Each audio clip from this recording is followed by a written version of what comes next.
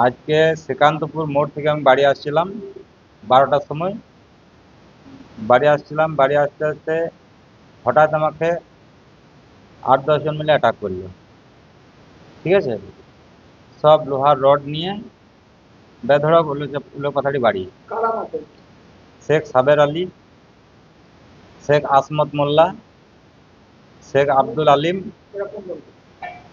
হ্যাঁ, এরা বিজেপি করে সব। আমি তৃণমূল পার্টি করি, বুথ প্রেসিডেন্ট। ঠিক আছে, আমি রেজাল্ট ভালো করেছিলাম এবং গ্রাম আমার পড়ে আছে। এরা গোটা 15 কোটি টাকা দুষ্কৃতী আছে, তারা বিজেপি করেছিল এবং ওরা ভালো লিড করতে পারেনি, সেই আক্রোশ, সেই জন্য আমাকে মারলো। দেখুন, রামপুর পঞ্চায়েতে যেহেতু তৃণমূল ভালো ফল করতে পারেনি, সেই জন্য তৃণমূলের গোষ্ঠীদ্বন্দ্ব এখন বর্তমানে প্রকাশ্যে এসেছে। আপনারা জানেন ওখানে তৃণমূলের এক কর্মী শেখ লালন নামে, সেই লালন নামক যে তৃণমূলী কর্মী, তাদেরই বিরোধী গোষ্ঠী তৃণমূলের একটা শ্রেণীর লোকের কাছ থেকে সে মারধর খেয়েছে, তাকে মেরেছে।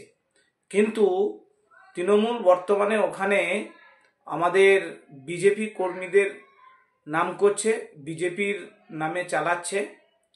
তাই আমি অনুরোধ করছি যে এই যে তৃণমূলের যে নোংরা রাজনীতি, আমরা কিছুদিন আগেই ভারতীয় জনতা পার্টি মোহাম্মদবাজার থানায় ডেপুটেশন দিয়ে এসেছি এবং আমরা বলে এসেছি যে তৃণমূলের গোটা বীরভূমে যেভাবে গোষ্ঠীদ্বন্দ্ব, আর গোষ্ঠীদ্বন্দ্বতে একটা কর্মীর দ্বারা অন্যান্য কর্মীরা কিন্তু আক্রান্ত, সেই আক্রান্তে দেখা যাবে যে কি না বিজেপির অন্য কর্মীর ঘাড়ে চলে যাবে কেস। তাই এই নোংরা রাজনীতিকে আমরা ভারতীয় জনতা পার্টির পক্ষ থেকে ধিক্কার জানাই এবং এই যে শেখ লালনকে যে মারধর, সেখানে ভারতীয় জনতা পার্টি কোনোভাবেই জড়িত নয়।